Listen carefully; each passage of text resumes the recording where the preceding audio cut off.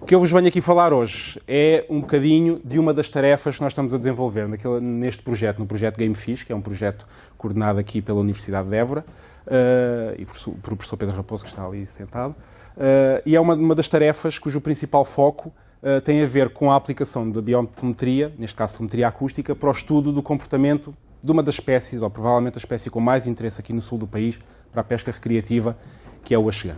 E o estudo do comportamento desta espécie com recurso a um sistema de biotelemetria acústica, neste caso que nos fornece o posicionamento 3D dos indivíduos.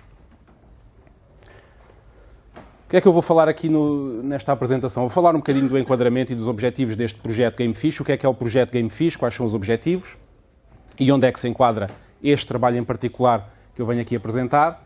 Depois falar sobre a metodologia, porque isto tem aqui algumas questões metodológicas que é preciso ter atenção e que tem alguma relevância para a componente da biotelemetria do estudo. Falar um bocadinho do que nós fizemos para estudar o comportamento desta espécie. Alguns resultados preliminares relativos ao início do projeto, aos primeiros 3, 4 meses do projeto, ao período de verão, mas já temos alguns resultados preliminares que eu vos vou mostrar aqui. E depois de ser algumas considerações finais e perspectivas futuras sobre o que prevemos fazer nos próximos meses no âmbito desta tarefa e do projeto. Fazendo aqui um bocadinho um enquadramento ao que é o projeto e como é que se enquadra no âmbito da pesca recreativa, eu costumo sempre dizer que nós, quando falamos em pesca, lembramos logo da pesca comercial e, se falamos em pesca recreativa, lembramos logo da pesca recreativa no mar, como aquelas atividades que são mais preeminentes nesta atividade lúdica. No entanto, a pesca lúdica, a pesca recreativa de águas interiores, apesar de ser um bocadinho o parente pobre destas atividades, acaba por ter uma elevada importância socioeconómica, com uma série de participantes que investem muito dinheiro nesta atividade. Portanto, é uma atividade que nós, até há bem pouco tempo, não ligávamos muito e não dávamos tanta importância, mas que, bem explorada e bem gerida, pode ter o seu contributo e pode ter o seu retorno em termos socioeconómicos e até em termos culturais. Eu mostro sempre estes valores, cada vez que falo sobre o projeto GameFish. Isto foi um pequeno orçamento, uma pequena estimativa que nós fizemos no início do projeto. Aviso-vos já que é uma estimativa muito conservadora. Começa logo por o preço das licenças. Isto é o preço médio entre licenças nacionais, licenças regionais. Anterior, por exemplo, neste momento a licença nacional são 20 euros. Portanto, dispara logo para outros valores. Mas estimando que cada participante gasta cerca de 100 euros em equipamento, que não gasta muito mais. Mas há outros que gastam menos, portanto, isto aqui nós optámos por uma estimativa conservadora. Se gastar em cada jornada de pesca 50 euros, se fizer uma média de 4 jornadas por ano, a licença de pesca, e se tivermos em conta estes valores fornecidos pelo ICNF para o período de 1996 a 2016, em que temos uma média de 215 mil licenças de pesca lúdica por ano, chegamos a um investimento global anual estimado na ordem dos 65 milhões de euros nesta atividade. Portanto, isto é um valor muito conservador. Portanto, é provável que seja muito mais. Portanto, é uma atividade, como podem ver, a ter em conta e que merece ser bem gerida e que bem gerida pode trazer outro tipo de retorno. Ora, no sul do país, os nossos rios no verão secam, portanto nós não temos trutas, que é uma espécie muito procurada na pesca recreativa no norte do país. Portanto, o que é que temos? Temos albufeiras, é os únicos sítios que mantêm água durante todo o ano, na maior parte dos casos, e que têm as espécies mais interessantes para esta atividade. Portanto, em Portugal e sobretudo no sul do país, as albufeiras são aqueles locais mais importantes para o desenvolvimento desta atividade. No entanto, estas albufeiras aqui no sul do país têm alguns constrangimentos que influenciam positivamente ou negativamente o seu interesse para a pesca recreativa. O primeiro caso é este caso, que é muito frequente nas albufeiras do sul do país, aqui no verão, que é a ocorrência destas mortalidades massivas. A temperatura da água aumenta, o oxigênio diminui, a massa de água contrai, a densidade de peixes aumenta e existe uma mortalidade muito significativa na maior parte dos casos. Quem é aqui de Évora conhece, aqui a Albufeira do Divor, é um dos casos mais conhecidos desta mortalidade de peixe no verão. E o projeto vai tentar abordar esta questão também. Depois, outra característica destas massas de água é que isto, na maior parte dos casos, e então nas albufeiras que são mais recentes, é completamente desmatado. As albufeiras são desmatadas antes de serem cheias. Isto, basicamente, a maior parte destas albufeiras, sobretudo as mais pequenas, são bacias de água, sem qualquer refúgio, sem qualquer abrigo para os peixes. E isso é um constrangimento, por exemplo, para o crescimento das espécies mais interessantes. Por outro lado, quando há a construção destas albufeiras, as espécies nativas diminuem e há uma quase total predominância das espécies introduzidas, Muitas delas, sobretudo o axegã, naquele caso está ali a lucioperca, mas outras espécies introduzidas, são provavelmente aquelas que têm mais interesse para a pesca recreativa. Portanto, há aqui uma perda em termos conservacionistas, em termos de biodiversidade, mas há um ganho em termos de interesse para a pesca recreativa. Até aqui, estas massas de água têm sido alvo de atenção e têm sido alvo de programas de gestão, mas muito, ou sobretudo, focados na sua qualidade da água e na sua utilização para o consumo humano. E há aqui todo um potencial relacionado com a pesca recreativa, um potencial de exploração sustentável destas espécies e deste ecossistema que não tem sido muito abordado. E foi nesse contexto e é nesse enquadramento que nós propusemos este projeto GameFish, que é o projeto GameFish, Gestão e Promoção da Pesca Recreativa em Albufeiras da região mediterrânica. Ora, e quais são o principal objetivo deste projeto? O principal objetivo deste projeto é propor um plano de gestão baseado em muitas ações práticas e científicas, que depois vão fornecer as guidelines para este plano de gestão, que vai promover estas massas de água no sentido de promover um aumento sustentável da produção piscícola das espécies mais interessantes, reduzir a ocorrência das tais mortalidades massivas de peixe que ocorrem durante o verão e que tente integrar estas espécies não indígenas nos programas de gestão. O foco do projeto não é, nós não queremos fomentar a proliferação das espécies indígenas, mas elas existem nestas albufeiras, que já de si são ecossistemas artificiais, portanto, se elas existem, talvez devam ser bem geridas e tirar daí algum proveito económico. O projeto tem uma duração prevista de 3 anos. Nós, neste momento, já pedimos uma reprogramação em termos de execução. Portanto, pode ser que seja possível prolongar durante mais um ano. E as entidades parceiras, a entidade beneficiária é a Universidade de Évora e tem como parceiros o MARE e o ICAM. E tivemos o apoio institucional da EDIA, que é, se calhar, a principal gestora de albufeiras aqui no sul do país, do ICNF, do Fluviário de Mora e da Associação Local Marca, que é uma associação de divulgação ali no Concelho de Montemor.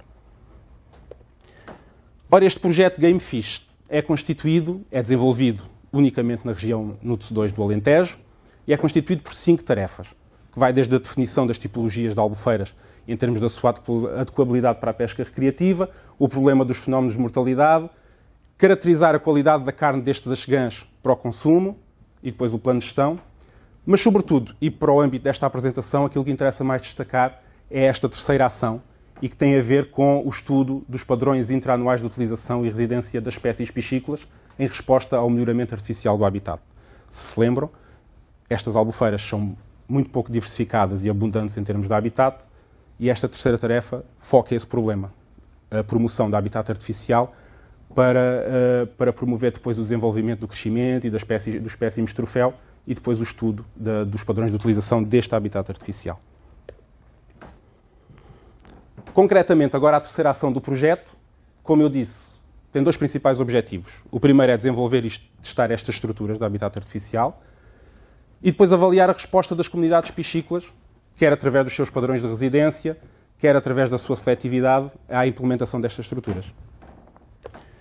E esta tarefa é sobretudo focada no axegã. Lá está, como eu já disse, é uma das espécies, se não a espécie mais interessante em termos de pesca recreativa aqui no sul do país. No norte teremos outra, mas aqui no sul do país é provavelmente a espécie mais interessante. E ao promovermos esta maior diversidade, esta maior abundância de habitat, o nosso objetivo é tentar fomentar as áreas de refúgio e crescimento para estas espécies, promover o aumento sustentável da produção piscícola, neste caso destas espécies mais interessantes, como é o caso do axegã, e, sobretudo, ao conferir habitat, ao conferir diversidade de habitat, ao conferir sítios onde os peixes possam refugiar, promover aquela perspectiva daqueles espécimes troféus, que o pescador vá lá, tenha prazer em ir lá, apanhar aquele peixe grande, até numa perspectiva de pesca sem morte, apanha aquele peixe grande, tira a fotografia, devolve, e no ano seguinte ou na semana seguinte volta a ir lá e a tentar apanhar o mesmo peixe. Esta tarefa está a ser desenvolvida, tem 2 fases de desenvolvimento.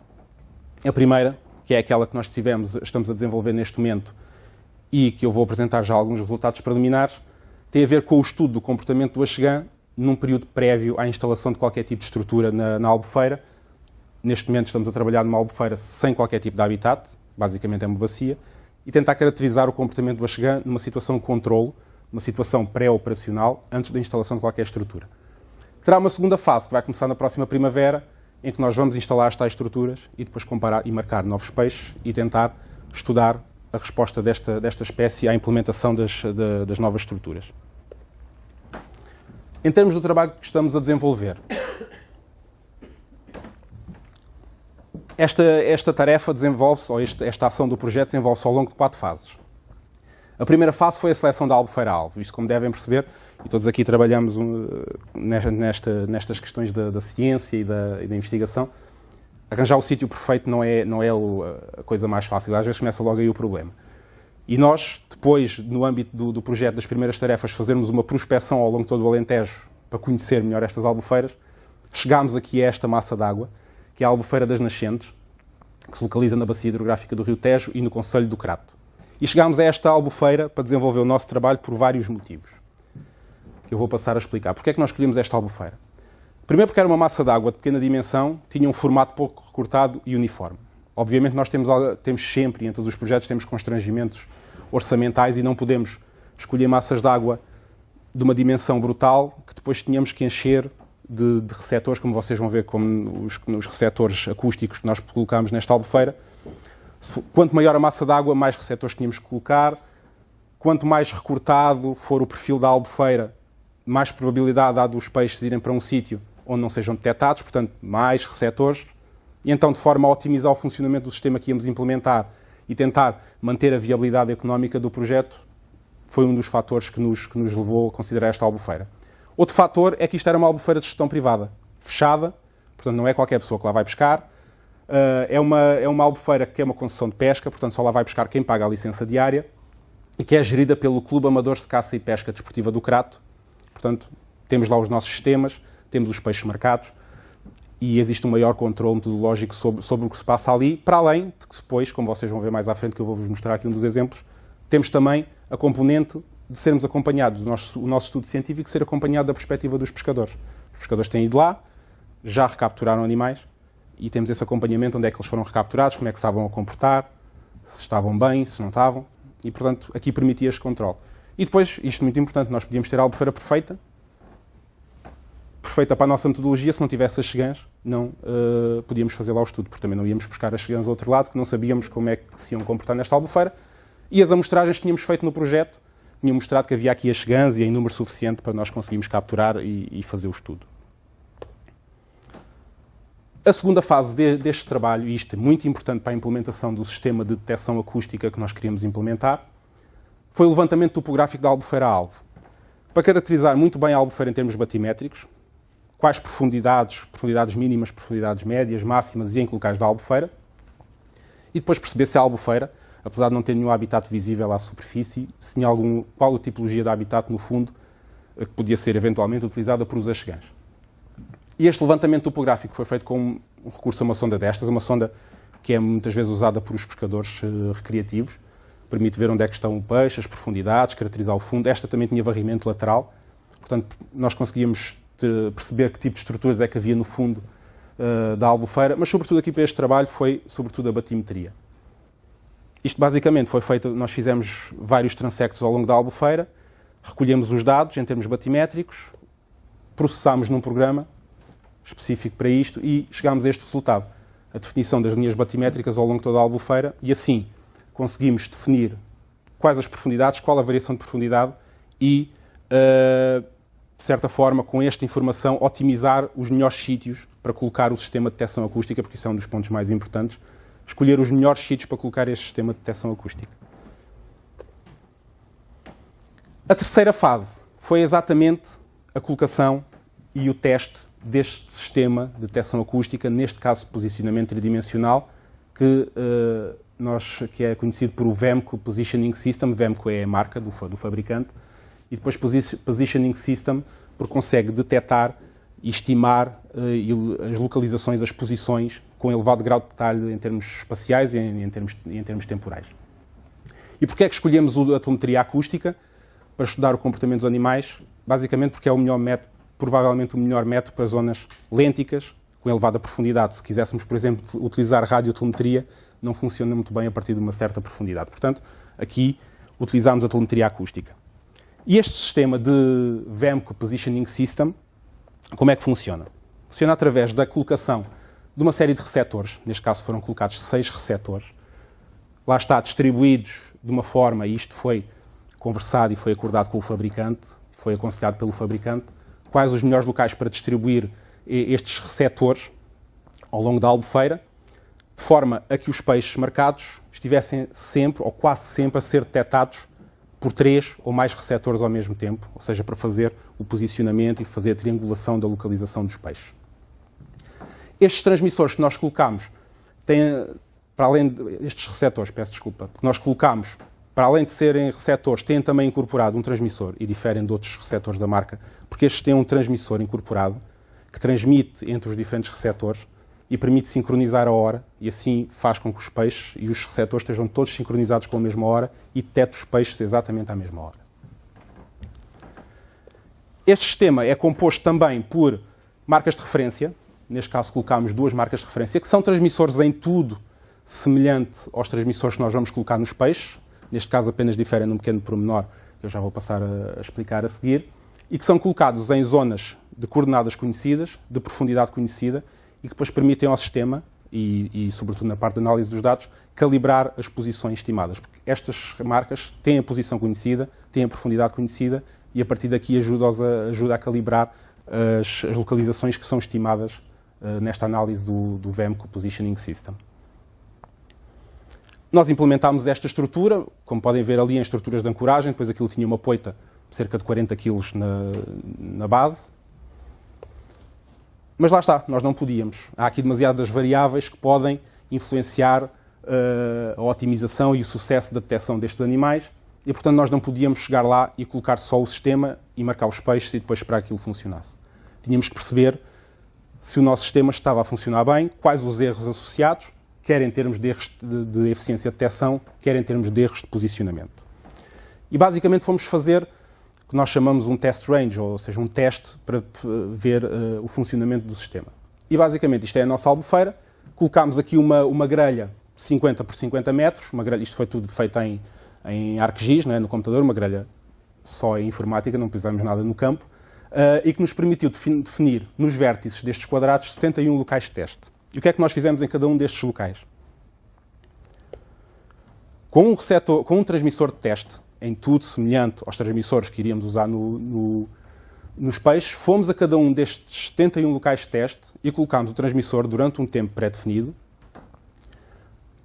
naquele local específico de coordenadas conhecidas e a diferentes profundidades. E depois fomos recolher os dados e perceber qual é a eficiência de detecção deste transmissor e depois, mais tarde, se o posicionamento, se a localização que estava a ser estimada por o sistema se era correta.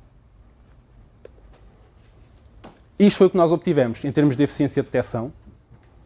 Basicamente, o que nós fizemos é o número de sinais recebidos no receptor mais próximo pelo número de sinais emitidos número total de sinais emitidos pelo transmissor de teste. E basicamente, depois interpolámos, tivemos um valor para cada um dos pontos que fizemos, e interpolámos para a restante albufeira.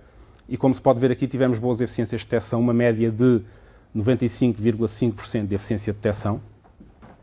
E os únicos problemas que tínhamos, que nós já estávamos a contar com eles, lá está, o que eu disse há bocado, aqueles braços, aquelas zonas mais recortadas, são os principais problemas, e estávamos numa albufeira que nós considerávamos que não era muito recortada. Mas relativamente a este parâmetro, não considerámos que tivéssemos grandes problemas, porque a maior parte da albufeira tem eficiências de detecção muito boas.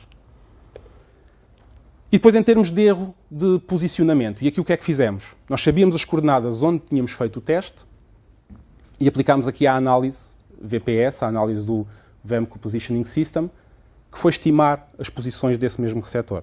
E depois sobrepusemos, comparámos, medimos as distâncias reais comparativamente com as distâncias estimadas e depois, mais uma vez, interpolámos isto para a restante albufeira. Aqueles pontos ali, lá está, naquelas zonas mais recortadas, não conseguimos interpolar para lá porque o próprio sistema não conseguiu detectar ali ou não conseguiu estimar a posição dos peixes, sobretudo porque naquelas zonas mais recortadas o peixe, na maior parte do tempo, não é detectado por 3 ou mais receptores ao mesmo tempo. Mas pronto, para a generalidade da albufeira, temos valores de reposicionamento muito bons, uma média de 6 metros de reposicionamento, e mais uma vez só ali naqueles cantinhos e naquelas zonas mais recortadas é que o erro de posicionamento é um bocadinho superior. Ora, colocado o nosso sistema, avaliada a eficiência de detecção e o erro de posicionamento do nosso sistema, avançámos então para a quarta e última componente deste estudo, que foi a captura e marcação dos axegãs.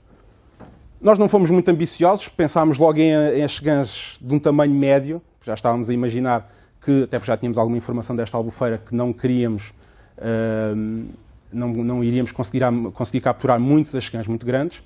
Tínhamos apenas este valor limitante, porque tem a ver com a relação entre o peso do transmissor e o peso do peixe. Em termos teóricos, não convém ultrapassar os 2%, para não alterar o comportamento do peixe. Portanto, o nosso objetivo, e foi o que fizemos, capturámos 10 achegãs com cerca de 25, 30 centímetros. Tentámos, com cana de pesca, não fomos muito proficientes nessa atividade, portanto voltámos aos métodos tradicionais da pesca elétrica e das redes, e aí já conseguimos apanhar os peixes, porque com cana não nos estávamos a safar. Não levámos lá pescadores profissionais que apanhassem os peixes todos. E basicamente o que é que fizemos aos peixes que capturámos? Marcámos com estes tais transmissores, e aqui está a pequena diferença relativamente às marcas de referência e aos transmissores de teste que eu vos falei há bocado. Estes transmissores que foram implantados nos peixes são um bocadinho maiores e são um bocadinho diferentes porque têm um sensor de profundidade, de pressão, mas que depois acaba por estimar a profundidade e que permite, e aqui está a questão do posicionamento tridimensional. Localizamos os peixes, temos a localização de 2D dos peixes, mas depois temos também a profundidade, portanto, daí o posicionamento tridimensional.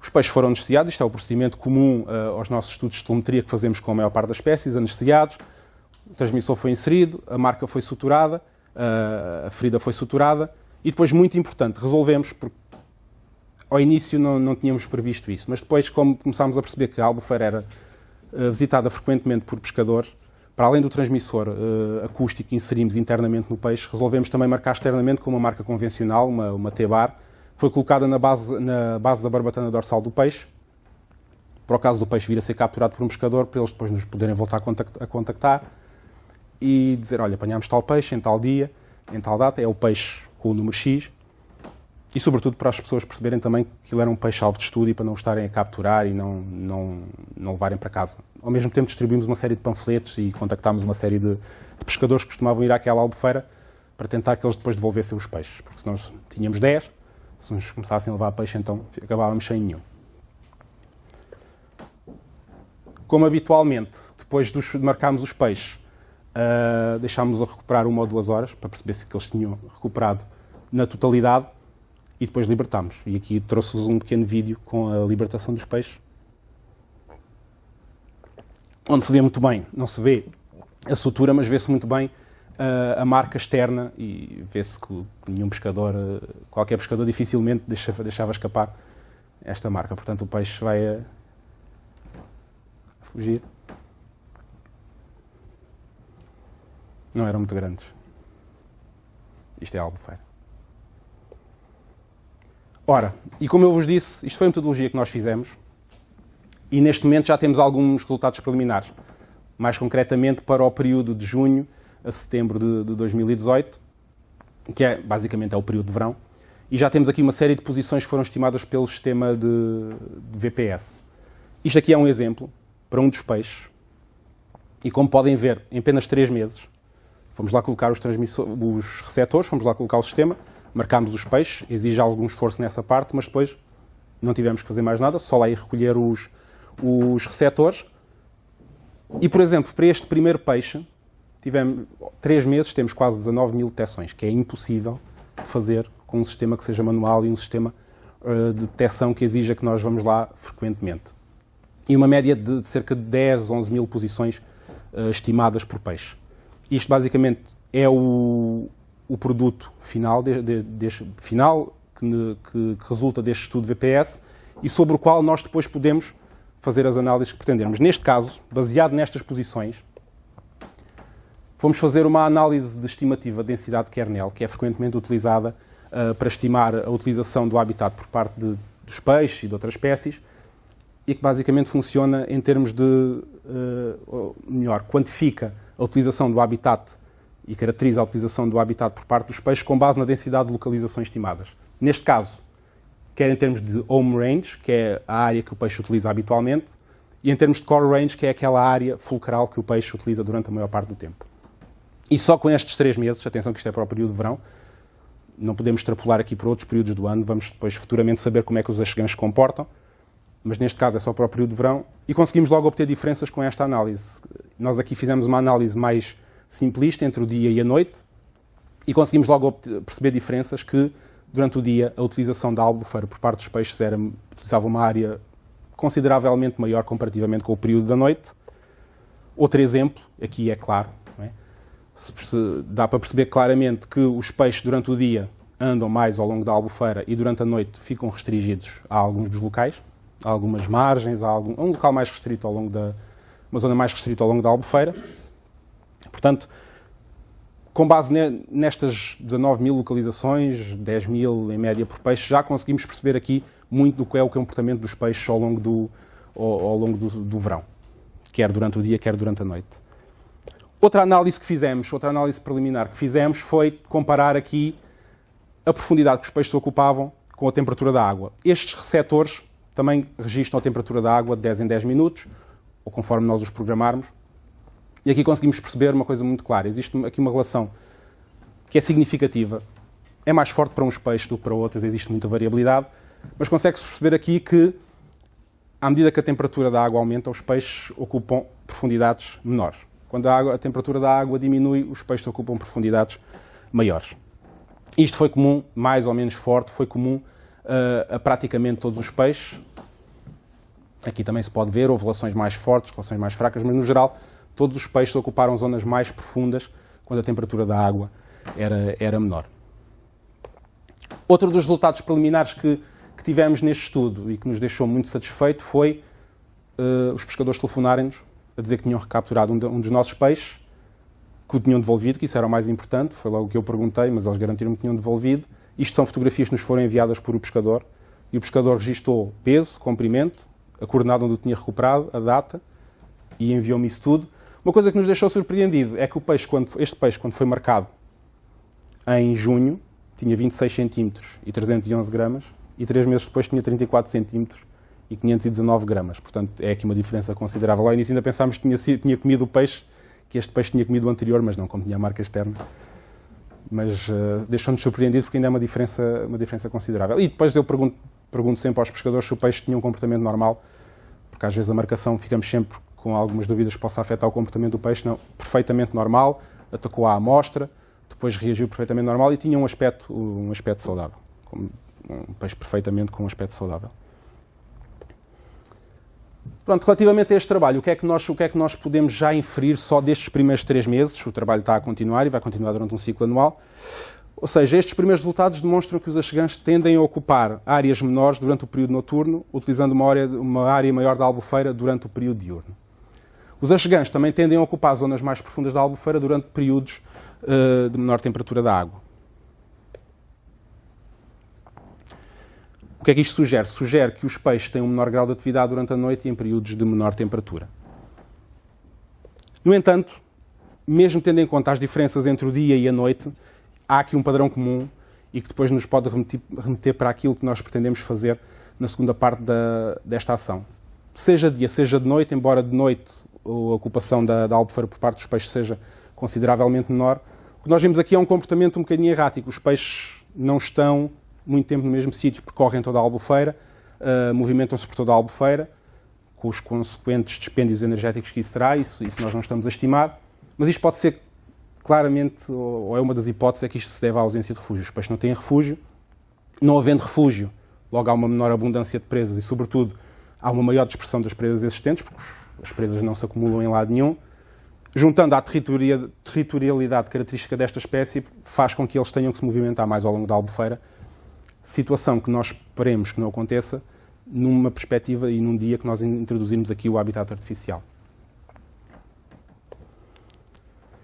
Em termos da técnica que nós utilizamos, revelou-se, e por estes primeiros 3 meses nós conseguimos perceber isso, e por outra utilização que temos feito desta técnica noutros trabalhos, é um método bastante útil para o estudo das espécies piscícolas nestas massas de água lênticas ou em outros ecossistemas de elevada profundidade, e tem elevado potencial de utilização em estudos que visem o ordenamento e a gestão destas espécies piscícolas e destes recursos piscatórios. Tem algumas desvantagens. Uma das desvantagens é o custo do equipamento. O equipamento não é barato. Cada transmissor destes, posso-vos dizer, custa 500, 600 euros. Portanto, não é uma técnica barata e cada receptor é perto de 2.000. Não é uma técnica barata. E precisamos ter algum conhecimento, quer sobre a técnica, mas também um profundo conhecimento sobre o local de estudo. Porque estar a pôr isto em locais que nós não conhecemos, há diversos fatores que afetam a eficiência de detecção, por exemplo, muito ruído, estruturas no fundo da albufeira ou do outro ecossistema. Portanto, há aqui vários fatores que podem influenciar a eficiência deste sistema e é necessário ter um bom conhecimento sobre a área onde vamos intervir. E depois a análise de dados, como vocês viram, eficiências de detecção, erros de posicionamento. A análise de dados não é uma análise de dados direta e tem que haver aqui alguma complexidade nesta análise. Vantagens. Como vocês viram, em 3 meses tínhamos 19.000 localizações para um dos peixes. Portanto, esta técnica permite gerar aqui uma quantidade brutal de dados com elevado detalhe espacial e temporal num curto período de tempo. Em 3 meses já tínhamos aquelas detecções todas. Ao final de um ano, se os peixes chegarem ao final do ano vivos, teremos uma imensidão de detecções que seriam impossíveis de obter com qualquer outra técnica que exigisse que nós fôssemos lá. E lá está, tem muito custo de equipamento, mas depois estando o equipamento colocado, estando tudo a correr bem, em termos de missões para ir recolher dados, não é assim um custo tão significativo. É deixar lá, vamos ver de vez em quando, mas no final vamos recolher os dados. E depois, pronto, tem um elevado potencial de aplicações, permite diferentes aplicações em diferentes ecossistemas e com diferentes características. Em termos de perspectivas futuras, como eu já vos disse, o que nós estamos a fazer, o que eu apresentei aqui são os primeiros 3 meses do estudo, mas nós vamos prosseguir isto durante um período de um ano, durante um ciclo anual completo, o que nos vai permitir introduzir aqui outros fatores, em termos de meses, em termos de épocas do ano. Aqui só estávamos a focar no verão, mas ao fazer durante um ciclo anual completo, temos o comportamento do animal durante todo o ano. Nós aqui fizemos também uma análise preliminar, que era só dia versus noite, mas esta análise pode ser feita a várias escalas temporais, até à escala do dia, se nós quisermos, até muito provavelmente conseguimos detectar aquele dia em que aquele peixe foi capturado por pescador. Portanto, permite aqui, e havemos de fazer, quando tivermos os dados todos, analisar aqui várias escalas temporais distintas.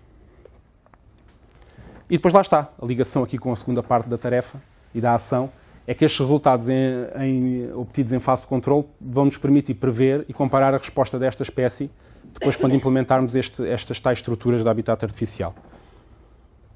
Finalmente, nós estamos a fazer isto com os axegãs, mas já nos surgiu a ideia, e é uma ideia que podemos desenvolver um dia no futuro, é aplicar esta tecnologia e esta metodologia a outras espécies muito interessantes também do ponto de vista da pesca recreativa, como é o caso da carpa, aqui no sul do país, e como é o caso, por exemplo, do lúcio, também um predador, com um comportamento muito típico. Aqui nas albufeiras do sul não é muito abundante, mas nas albufeiras do norte é muito abundante e há uma pesca muito dirigida a esta espécie. Portanto, há aqui a hipótese e é uma coisa que nós já temos pensada e temos que arranjar financiamento, é estender isto a outras espécies que sejam importantes deste ponto de vista da pesca recreativa. E pronto, e se quiserem saber mais alguma coisa sobre o projeto, temos aqui a página web, o Facebook, o e-mail e temos o inquérito, se alguém aqui for pescador e quiser, é responder o inquérito. Nós não temos o número de respostas que desejávamos, mas já temos algumas. E era isto que tinha para vos falar.